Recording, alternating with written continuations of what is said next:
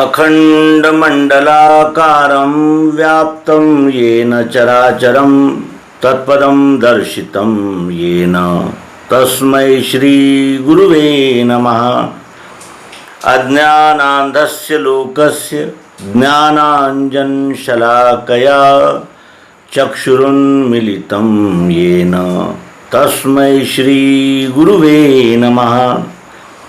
सर्वांग योग मालिका के चौथे अंक में आप सभी का हार्दिक स्वागत समादर करते हैं।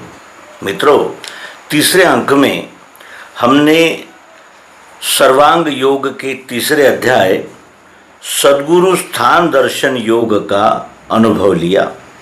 इस अध्याय में सद्गुरु ने संक्षेप में संपूर्ण अध्यात्म विज्ञान को प्रस्तुत कर दिया। साथ ही उन्होंने ये भी निर्देश किया कि क्षर में अंग है 8, अक्षर एक अरूप है। ये उन लोगों के लिए था जो आध्यात्मिक दृष्टि से परिपक्व है और जिनकी बुद्धि प्रज्ञा बुद्धि है, यानी निर्णयक्षम और अत्यंत सूक्ष्म विचार करने वाली बुद्धि जिनके पास है और जिन्होंने वेद, उपनिषद, दर्शन शास्त्र इनका विधिवत व्यवस्थित अभ्यास किया है, उनके लिए था। लेकिन सामान्य जीव जो हम जैसे लोग हैं, उन लोगों को इतने से स्पष्टीकरण से समाधान नहीं होता, अनुभव नहीं होता। और इसीलिए सद्गुरु दयायुक्त होकर चौथे अध्याय से इस सिद्धांत को विस्तार पूर्वक व्यवस्थित और हम जैसे सामान्य बुद्धि के लोगों को समझाने के लिए विदित कर रहे हैं। तीसरे अध्याय में सद्गुरु ने कहा था कि स्वरूप वस्तु का देखो, देखा सोक्षर जानना, भरी है मध्य में इसके अक्षर ब्रह्म मिठास वो, नाम शक्कर जो है वो पुरुषोत्तम भाव है, प्रेम का ये निज स्थान ध्यान के हेतु से कहा। यथार्थ बोध होने को निज मूल स्वरूप का, वस्तु में त्रिपुटी देखी कल्पना से स्वभाव ने, इंद्रियों से दिखता है अक्षर सोतत है कहा, त्वम से अक्षर को जाना असी निश्चय नाम है। क्षर में अंग है 8, अक्षर एक अरूप है, जहाँ है भावना दोनों लय का स्थान वस्तु सो। इस प्रकार मुमुक्षु का जो प्रश्न था कि कहे तत्श्रुति वो क्या है त्वम, रहता कहाँ, असी कहा जिसे वो क्या, ध्यान में बैठता नहीं। और इसीलिए ध्यान में बैठने के लिए ही इस त्रिपुटी का खुलासा भगवान श्री मायानंद जी चैतन्य करते हैं। आइए अब इस खुलासे को और खुलासेवार और व्यवस्थित पद्धति से जानने का हम प्रयास करें। लोग कहते हैं कि एक दूसरे की मदद करना चाहिए, सब पर दया करनी चाहिए और जिसे कहते हैं कि सहिष्णुता, संवेदनशीलता रखनी चाहिए और सब हमारे ही मित्र है, हमारे ही सौहृद है, हमारे सहजीवन के सहभागी है, सहप्रवासी है इस दृष्टि से। लेकिन कोई ये नहीं कहता कि क्यों सेवा करें, क्यों दया करें, क्यों सहिष्णुता रखें, क्यों संवेदनशीलता रखें। और इसी प्रश्न का उत्तर अध्यात्म विज्ञान देता है। अध्यात्म विज्ञान प्रयोग के द्वारा ये सिद्ध कर देता है कि इस विश्व में एक एक कण भी दूसरे कण से अलग नहीं है।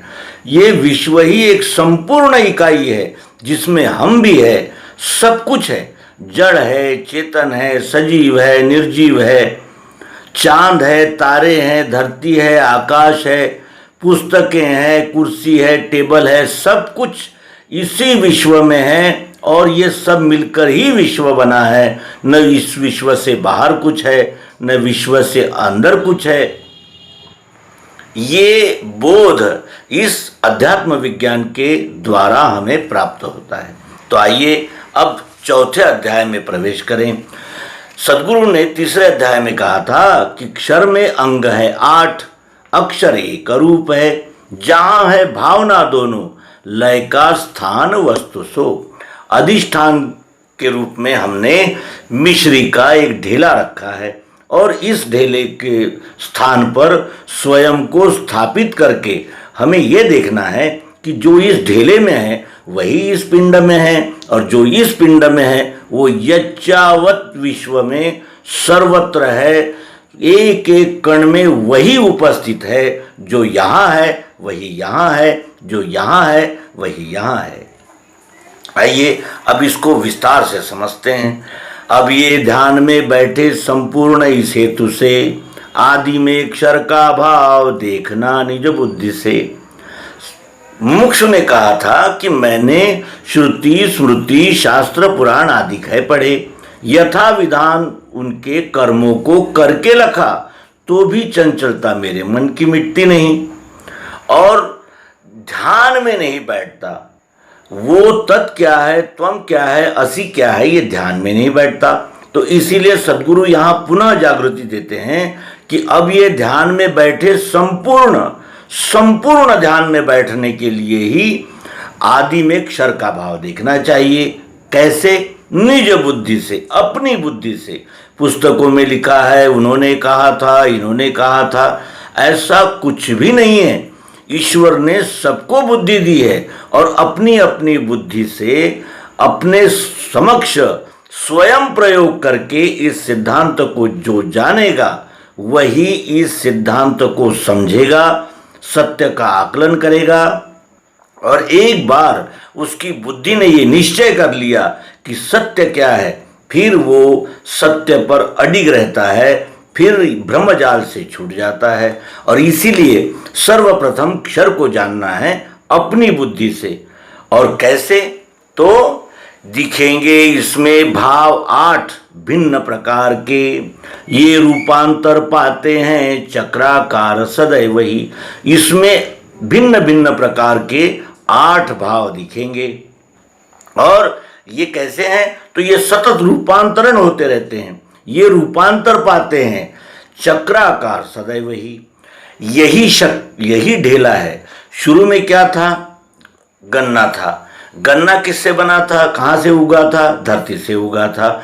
तो धरती में जब हमने गन्ना बोए तो उसको जल की आवश्यकता थी, उसे वायु की आवश्यकता थी, और यदि उससे सूर्य की ऊष्मा नहीं मिलती तो भी गन्ना नहीं पनपता।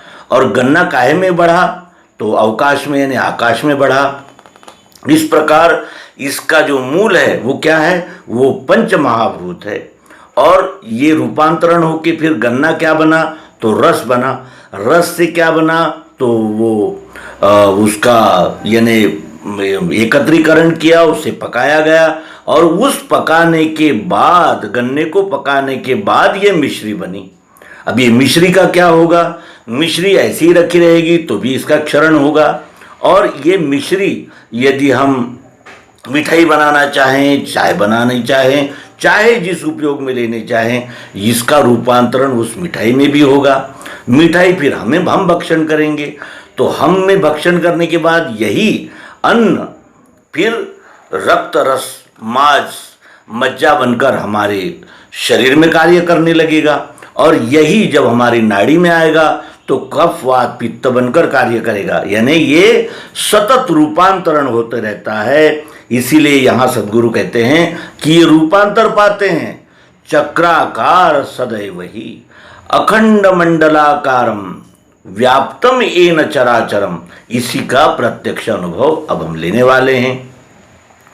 सर्वप्रथम कोई भी पदार्थ जब हमारे सामने आता है तो हम उसे आँखों से देखते हैं। आँखों से हमारे वस्तु को जानने की शुरुआत होती है। तो अपनी आँखों से देखो, अब दूसरे की आँख से देखने की आवश्यकता नहीं है। हमारे पास ये स्थूल आँख भी है, मन की आँखें भी हैं, बुद्धि की भी है, और अहंकार यानी हम स्वयं जीवात्मा ये भी जानना चाहता है, इसको भी चिकित्सक बुद्धि प्राप्त हुई है। तो अपनी आंखों से देखो, अपनी स्थूल आंखों से देखो, दिखता है पदार्थ ही। ऐसे ही विश्व में सारे रूप का दिखना भरा। यहाँ सफेद रूप है, तो यहाँ किसी कोई और रूप है, यहाँ कुछ और रूप है, यहाँ कुछ और है, फिर यहाँ कुछ और है, यहाँ कुछ और है। अनंत प्रकार के रूपों में वो हमें आंखों से दिखता है पदार्थ। अच्छा, आंखों से पदार्थ कब दिखता है?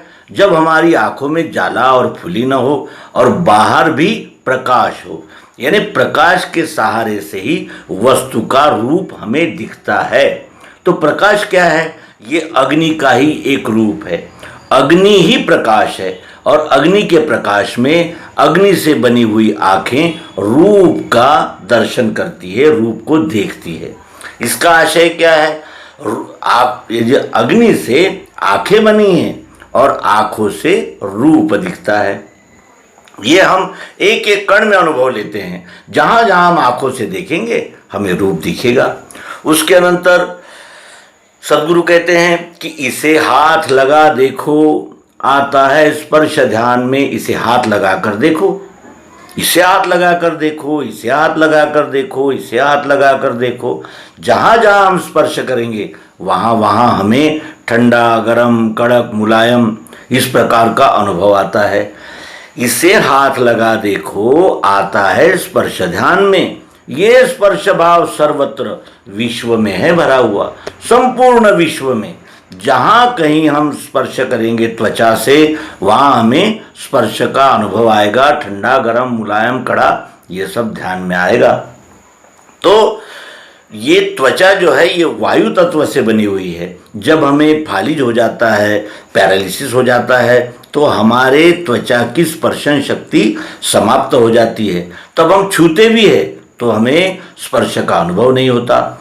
इसी का अर्थ यह है कि वायु तत्व से त्वचा बनी है और त्वचा का स्वभाव है, त्वचा का गुण है स्पर्श का अनुभव करना। तो वायु तत्व से त्वचा बनी है और त्वचा से हमें स्पर्श का अनुभव यच्चावत विश्व में कण कण में आता है। फिर इसमें शब्द है स्थायी, इसमें शब्द है स्थायी है लेकिन अब प्रकट नहीं है, अप्रगट है। अब इस शब्द को प्रकट करने के लिए हमें बजा के कान से सुनो, इसे ठोको, बजाओ और कान से सुनो। इसमें शब्द है स्थायी और ये शब्द तभी प्रकट होता है जब हम इसे ठोकेंगे, बजाएंगे, प्रक्रिया करेंगे तब। और क्या ये शब्द यही है? यहाँ भी ठोक कर देखेंगे शब्द है, यहाँ भी ठोक कर देखेंगे शब्द है, यहाँ भी ठोकेंगे, कंप्यूटर को ठोकेंगे, कैमरे को ठोकेंगे, कूलर को ठोकेंगे, एयर कंडीशनर को ठोकेंगे। जहाँ कहीं हम ठोकेंगे, बजाएंगे, हमें आवाज़ यानी शब्द का अनुभव आएगा। और इसीलिए सदगुरु कहते हैं कि इसमें शब्द है स्थायी, बजा के कान से सुनो।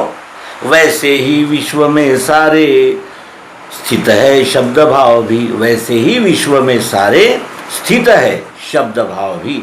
और शब्द कान से सुनाई देता है। जब तक अवकाश न हो तब तक शब्द सुनाई नहीं देता। अवकाश अर्थात तो स्पेस, और स्पेस से ही ये कान बने हैं। कान से शब्द सुनना ये कान का गुण है। इसका अर्थ क्या है? आकाश तत्व से कान बने हैं और कान से शब्द सुनाई देता है। इस प्रकार हमने तीसरे हमारे अंग कान से शब्द का अनुभव लिया। अब जीभ से ये लगा देखो, जीभ से ये लगा देखो, वस्तु में कुछ स्वाद है। जीभ से लगा देखो, जीभ से लगा देखो, जीभ से लगा देखो, यच्चावत विश्व में जहाँ कहीं हम जीभ लगाएंगे तो हमें रस का अनुभव मिलेगा। जीभ से ये लगा देखो, वस्तु में कुछ स्वाद है। यहाँ मीठा स्वाद है, यहाँ खारा स्वाद है। जहाँ जैसी वस्तु होगी वहाँ वो स्वाद प्रकट होगा, लेकिन हमें जीभ के द्वारा प्रयोग करना होगा, तब वो प्रकट होगा। अप्रगट रहता है वस्तु में, वो प्रयोग करने पर प्रकट होता है। तो जीभ से ये लगा देखो, वस्तु में कुछ स्वाद है। वैसे ही विश्व में सारे रस भाव भरा हुआ, वैसे ही विश्व में है, विश्व में भी है रस भाव भरा हुआ, लेकिन हमें प्रयोग करना होगा, तब हमें रस का अनुभव आएगा। ये रस जीवा से ही आता है। कान से नाक से नहीं आता। जीवा से रस का अनुभव कब आता है? क्योंकि जीवा हमारी सतत गीली रहती है, जल उसमें से स्रवत होता ही रहता है और उसी जल के सहारे से जीवा रस का अनुभव लेती है। इसका अर्थ क्या हुआ? जल तत्व से जीव बनी है और रस लेना उसका स्वभाव है। इस प्रकार हमने चौथे ज्ञानेंद्रियों से अनुभव लिया। अब पांचवा ज्ञानेंद्रिय हमारे पास है नाक। 5 किलोमीटर पर कुत्ता मरा पड़ा है, यह हमें कौन बताता है? नाक बताती है। सुगंध, दुर्गंध, इनका अनुभव कौन करता है? हमारा कौन सा अंग करता है? तो नाक करती है। नाक से सूंघ के देखो, गंध है इसमें भरा, इसी रीति सारे विश्व में गंध भी रमा। इसी तरह हम विश्व के कण कण में इस गंध का अनुभव लेते हैं। गंध का अनुभव नाक से आता है। पुण्यो गंधा पृथ्व्यांच, ये श्रीमद् भगवद गीता घोष करती है कि पृथ्वी तत्व से नाक बनी है और नाक से गंध का अनुभव आता है। सुगंध, दुर्गंध ये उसके प्रकार हैं, लेकिन आते हैं नाक से ही, और इसीलिए ये नाक पृथ्वी तत्व की बनी हुई ज्ञानेंद्रियां हैं। यहाँ हमने पांचों तत्वों का अनुभव ले लिया। आँख से रूप देखा जो अग्नि तत्व से बनी है, कान से शब्द सुना जो आकाश तत्व से बना हुआ है, नाक से गंध का अनुभव लिया, त्वचा से स्पर्श का अनुभव लिया जो वायु तत्व से बनी है, और जीवा से रस का अनुभव लिया जो जल तत्व से बनी है। इसका यह है कि पृथ्वी, जल, अग्नि, वायु, आकाश, इनसे ही हमारे आँख, कान, नाक, त्वचा और जीभ बनी है, और इन्हीं ज्ञानेंद्रियों से हमें शब्द, स्पर्श, रूप, रस, गंध का अनुभव होता है। इसी रीति लखो सारे दृश्य में गंध भी रमा। यहाँ लोग 5 तत्वों का सूक्ष्म भेद लखा दिया। ये शब्द, स्पर्श, रूप, रस, गंध ये तत्व है, और पृथ्वी, जल, अग्नि, वायु, आकाश ये पंच महाभूत है, और आँख, कान, नाक, त्वचा और जीभ ये हमारी ज्ञानेंद्रियाँ हैं। इस प्रकार वो पंच महाभूतों से पंच तन्मात्राएं यानी पंच तत्वों के रूप में ये पंच ज्ञानेंद्रियां हमें अनुभव देती है। इसमें 5 का ब्यौरा पंचीकरण आ चुका। इसी में 5 का ब्यौरा है और पंचीकरण आ चुका। अग्नि 5 प्रकार से कार्य करती है, वायु 5 प्रकार से कार्य करता है, जल 5 प्रकार से कार्य करता है, आकाश, ये सभी पंच महाभूत 5-5 बनकर हमारे अनुभव में आता है। इसके लिए पंचीकरण नामक एक स्वतंत्र अंक हम तो प्रस्तुत करेंगे ही, लेकिन एक तत्व की दृष्टि से हम जानें। वायु तत्व जो है वो हमारे शरीर में 5 प्रकार से काम करता है, प्राण, व्यान, उदान, समान और अपान। इस रूप से यानी एक ही वायु 5 प्रकार से व्यक्त हुआ है। इसी प्रकार ये पंच महाभूत 5 प्रकार से व्यक्त होते हैं, उसे ही पंचीकरण कहते हैं। तो यहाँ लोग 5 तत्वों का सूक्ष्म भेद लखा दिया। इसी में 5 का ब्यौरा पंचीकरण आ चुका। रचना शब्द की सारी 5 को बतला रही। 5 को व्यक्त करने के लिए ये शब्दों की रचना उपयोग में आ रही है। क्यों? क्योंकि इसका अनुभव हमने किया और इस अनुभव को हम जीवा से व्यक्त कर पा रहे हैं। तो रचना शब्द की सारी 5 को बतला रही।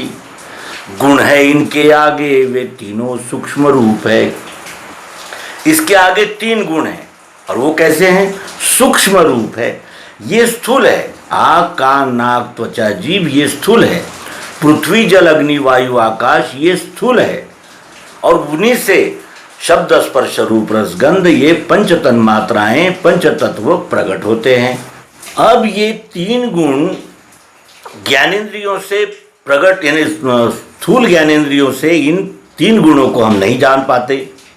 क्यों? क्योंकि ये सूक्ष्म है। इंद्रियां स्थूल है, लेकिन ये जो 3 गुण है ये कैसे हैं? सूक्ष्म है। अब सूक्ष्म को जानने के लिए हमें सूक्ष्म साधन का सहारा लेना होगा। हमारे पास सूक्ष्म साधन क्या है? मन है। मन से ही हम इन 3 गुणों का अनुभव ले सकते हैं।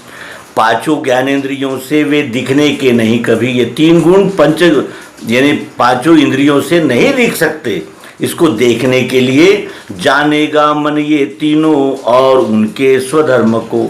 इनको मन जानेगा, मन इनको जानेगा और इनके स्वधर्म को जानेगा। सतोगुण, रजोगुण, तमोगुण नामक ये 3 गुण हैं। इनके स्वधर्म क्या है, ये कैसे कार्य करते हैं और इनको इस वस्तु से लेकर यच्चावत विश्व में हम कैसे अनुभव कर सकते हैं, ये हमें सूक्ष्म रीति से इसी वस्तु पर प्रयोग करके जानना होगा, जो हमें आगामी अंक में प्राप्त होगा। इसी तरह स्थूल से सूक्ष्म, सूक्ष्म से कारण की ओर हमारी बुद्धि जो है वो और अत्यंत सूक्ष्मतर होती हुई जाती है और फिर वो संपूर्ण का दर्शन कर पाती है। तो इस अध्याय में हमने पंच महाभूतों से बने हुए पंच तत्वों का पंच ज्ञानेंद्रियों के द्वारा अनुभव किया। यहाँ क्षर भाव स्थित पंचीकरणानुभव योग नामक 4था अध्याय संपूर्ण होता है। मित्रों, इस मालिका को यदि आप शुरू से अंत तक व्यवस्थित रीति से देखेंगे, समझेंगे, जानेंगे और स्वयं अपने सामने अधिष्ठान स्वरूप वस्तु रखकर उस पर प्रयोग करके ज्ञात करेंगे, तभी आपको इस उपदेश का अनुभव मिलेगा। क्योंकि शब्दों से समाधान नहीं होता। मुमुक्षु ने कहा था कि मैंने श्रुति, स्मृति, शास्त्र, पुराण आदि कहे पढ़े, यथा विधान उनके कर्मों को करके लखा, तो भी चंचलता मेरे मन की मिटती नहीं। इस मन की चंचलता बगैर प्रत्यक्ष यथार्थ सत्य प्राप्ति के हो नहीं सकती और इसीलिए सर्वांग योग, ये सद्गुरु युक्ति, सद्गुरु का इस मानव जाति के लिए वरदान है। और इस विद्या की आवश्यकता कितनी है, तो आज ये जो अलगावाद, द्वैत, हिंसा, अनेक प्रकार के छल कपट प्रपंच चल रहे हैं, इसका कारण क्या है? हम इस विश्व से स्वयं को अलग मानते हैं और इसीलिए द्वैत का व्यवहार करते हैं। जो भी व्यवहार हम करते हैं वो अपने से दूसरे को अलग मानकर करते हैं। लेकिन ये विद्या ऐसी है, यह अध्यात्म विज्ञान के द्वारा ही हम विश्व में एकत्व का अनुभव कर पाते हैं। जब तक हम इस विश्व से स्वयं का एकत्व का अनुभव प्राप्त नहीं कर लेंगे, तब तक हमारा संपूर्ण समाधान नहीं हो सकता और हम परमात्मा दर्शन से भी वंचित रह सकते हैं। इसीलिए पुनः पुनः प्रार्थना है कि इस मालिका को आप शुरू से अंत तक देखें, एपिसोड को बार बार देखें, क्योंकि हमारी बुद्धि मत, पंथ, संप्रदाय, ग्रंथ, विचारधारा, दृष्टिकोण और दर्शन शास्त्रों में फंसी हुई है। वहाँ से इसका सभी भ्रम निराश होने के लिए यह अत्यंत आवश्यक है कि हम सर्वांग योग को अपने इंद्रियां, मन, बुद्धि, चित्त और अहंकार को एकाग्र और निर्मल करके इस उपदेश का ग्रहण करेंगे और प्रत्यक्ष प्रयोग स्वयं करेंगे। अपने आगे कोई भी लकड़ी का टुकड़ा, लोहे का टुकड़ा, कोई भी वस्तु रखकर उस पर जब हम प्रयोग करेंगे, तभी ये सत्य सिद्धांत, सत्य सनातन सत्य हमारे अनुभव में आएगा। तो यहाँ इस अंक को विराम देते हैं और आप सभी का धन्यवाद प्रेषित करते हैं कि आप अध्यात्म विश्व विज्ञान यूट्यूब चैनल को अपने कमेंट्स के द्वारा सदैव समृद्ध करते रहते हैं और हमारा उत्साहवर्धन करते रहते हैं। धन्यवाद। नर्मदे हर। सद्गुरु भगवान की जय। विश्वरूप परमात्मा की जय। ओम शांति शांति शांति।